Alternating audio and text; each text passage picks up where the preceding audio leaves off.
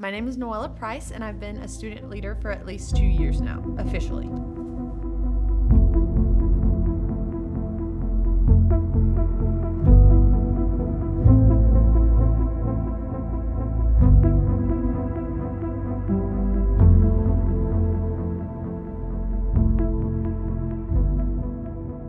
Was this your first time at Winterfest? And if not, how many times have you been prior to this? I love this question because I have a lot to say about this. I've actually been 3 times to Winterfest, and each year the Lord kind of spoke to me in a different way that I think is so beautiful, and He's so intentional. And like the first year I went, the Lord wanted to teach me that He was going to be with me through my ugly. I was going through some really tough times in my life, and everything in my life felt so ugly, and I felt so ugly, but the Lord was still with me, you know? And then year 2, it was like I was in a season of my life where I felt very isolated, and I felt like I didn't have any real friends, but all of my friends were more like acquaintances.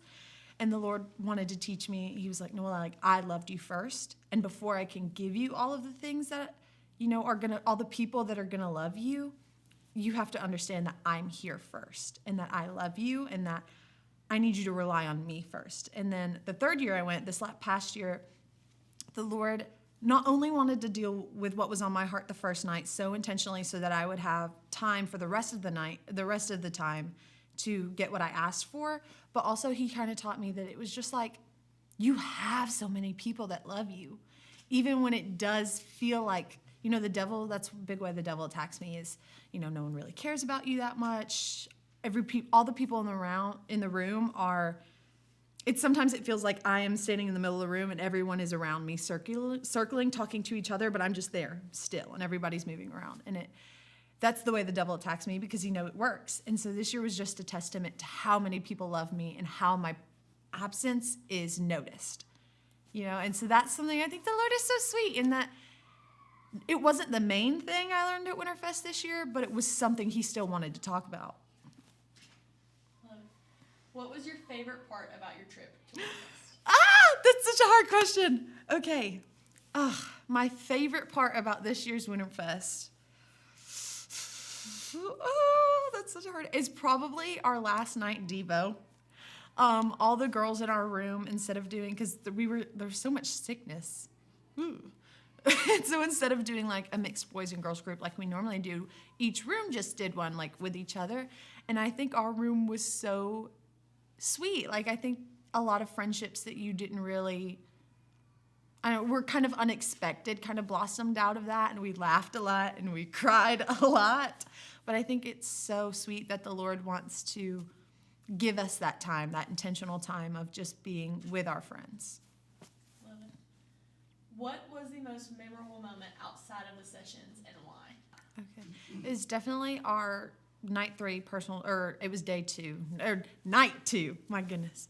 Our night 2 personal devotions with each other, just because I feel like a lot was left out in the open that, you know, you don't expect to be talked about. And I mean, I got to share parts of my heart with everybody, and everybody else just, the question, can I be honest, is so, I don't think it's asked enough in Christian circles. And I think it's so important that question was asked. And it's like, you don't even have to ask. Like, just, like, this is what this is for. This is what we're here for. And I think it's so sweet that the Lord, you know, allowed us to have that community together. I love that one. Did you make new friends and or strengthen old friendships? Yes, I did. Oh my goodness, I love talking about my friends. So me and one of the girls in my room definitely connected a lot more than expected. We kind of had to sit down, and I told her, you know, we'd known each other for a while, but we had never been really close because of some things that I was going through, and I apologized to her for that. I was like, I'm sorry I haven't allowed us to be close, and I really want to rectify that, and I want you to know, like, you always have a seat next to me and that you're so loved, and even if you don't feel like you fit in the room, you fit next to me. And then it was just getting to be with some of my friends over the weekend. It's always fun to have a sleepover, always, always, always, but it was more of like intentional time, not only with each other, but with the Lord. And that's not something you get to do every day. So that was really sweet. How did Winterfest impact your faith? This is such a good question because a few weeks, or I don't even know how long it was after Winterfest, but I decided to get baptized. And I definitely think, or rebaptized. But I definitely think Winterfest had a lot to do with that because the Lord spoke to what was the heaviest on my heart night one. I desperately want to be a mother. That's what I want the most out of my life. And I've not always known that I'm going to get that opportunity. And so night one, I was pouring my heart out to the Lord and, really trying to speak into that based off of the advice of some mentors. And I was like, Lord, I need you to speak into this. And, he spoke to me on night one so that I could have all the rest of the sessions because I went into Winterfest asking for restoration and asking for refresh and, just peace because I didn't feel like I had that. And so getting to do what was heavy on night one so that I could have all the rest of the sessions to just the way that I've described it to the people around me is I wasn't groggy, but after every worship session, it would be like waking up from a nap. Like I've just had that time to just rest. Like I had to sit down because it was just heavy, the spirit, but not in a bad way. It was heavy in like a comforting weighted blanket kind of way. And, after the worship, I would be so locked in during the sermons. Like, this is going to sound bad, but a pastor would tell a joke and the most that it would get from me is like, yeah. Because nothing was funny to me, but that wasn't what I was there for. I was just so I don't know, it was a different level than I'd ever been on before. Because I feel like sometimes I put that pressure on myself that at Winterfest or at camp, if I'm not going through something like hysterical, then the Lord isn't moving, but that's not true. He wanted to talk to me and he wanted to give me that, I don't always have to jump up and down and I always don't have to cry my eyes out. Sometimes I can just sit down and, sit in his presence. And he's so good for that. Was there a specific moment that you feel marked you on this trip? And if so, what was it? I don't know if I would say there was one specific moment other than, I don't know if I would say there was one moment.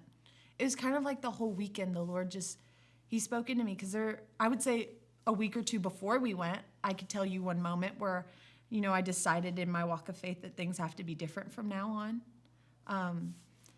Faith, my wonderful, beautiful, amazing interviewer,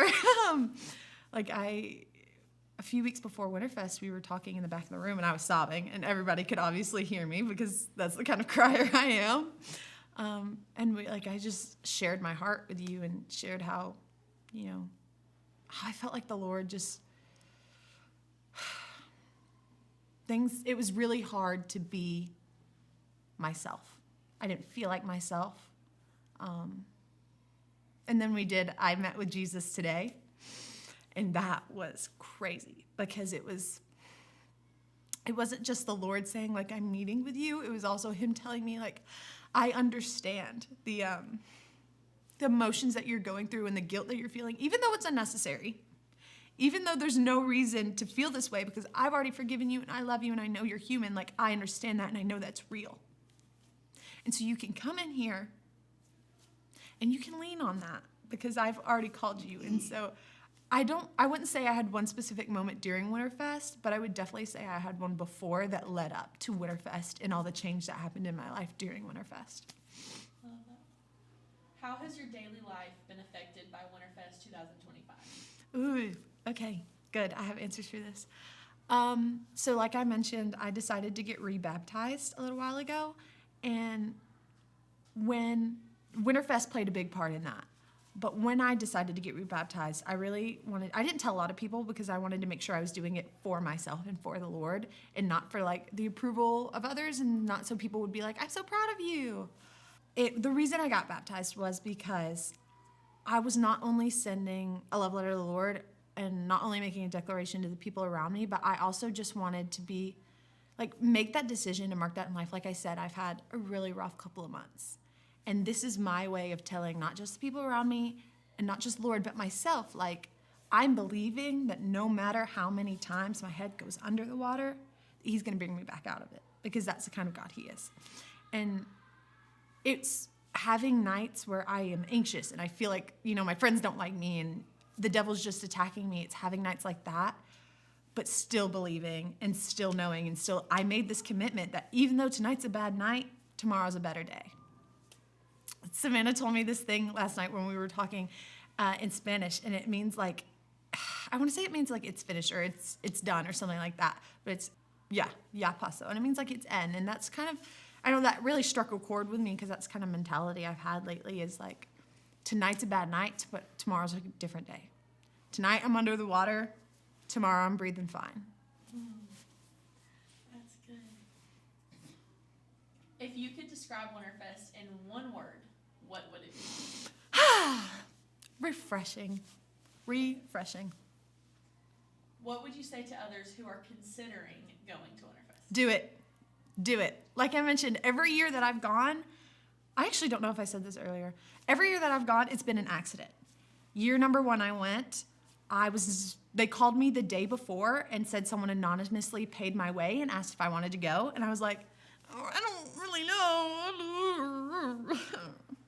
And I said yes. And I went, and the Lord taught me he wanted to be with me in my ugly. The year 2 I went, I didn't sign up for it because I didn't feel like I had very many real friends at the time. I was afraid of being lonely. And they called me the night before and was like, Noella, spot opened up. Do you want to come? And I was like, I guess. And so I went, and the Lord taught me that he wanted to love me first. And then this year, I am on the Honor Society at my school. I'm president, and so this year our trips clashed. Honor Society was Wednesday through Friday. We'd get back sometime around 3 on Friday, and Winterfest was Friday through Sunday. And so I didn't think I was going to get to go. And then I have amazing people in my life who decided that I had to be there, and they came and picked me up, and they, from Chattanooga, brought me home just so that I could go in the morning at Winterfest. And this year taught me that I have so many people in my life who not only love me and care about me deeply, but like the Lord makes a way always. So if you're wondering, maybe, I don't know if I should go to Winterfest, I don't really know if that's really my vibe, the Lord makes a way always. If you're supposed to be there, you're going to be there.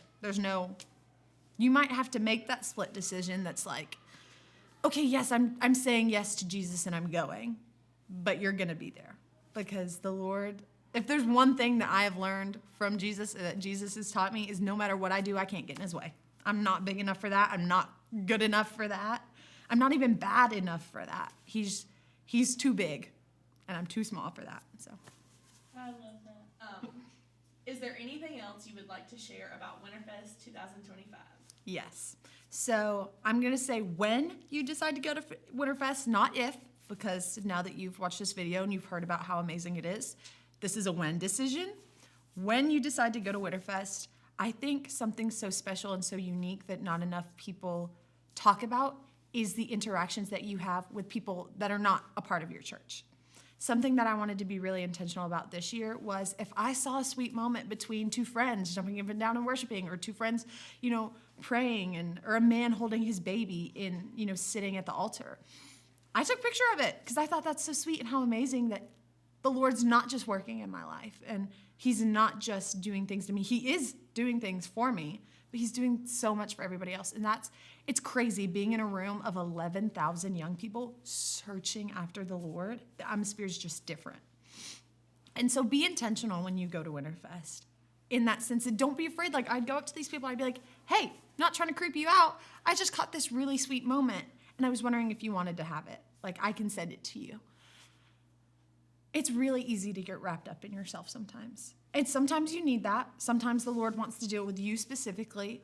But I would just say keep your eyes open for the other people in the room, because the Lord speaks through that so much too.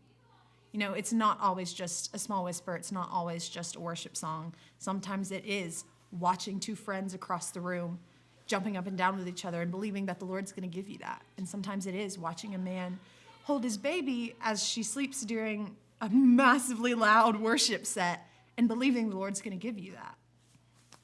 I love it. Noella, thank you so much for sitting down and talking with us today. I love seeing how you talk about your experiences with Winterfest, because it's evident that you live out these experiences. You live out what the Lord has done in your life every single day. And I'm honored to be a part of your life, and I'm honored to watch what the Lord is doing. Oh, I love you. Oh my gosh. Okay. Yay!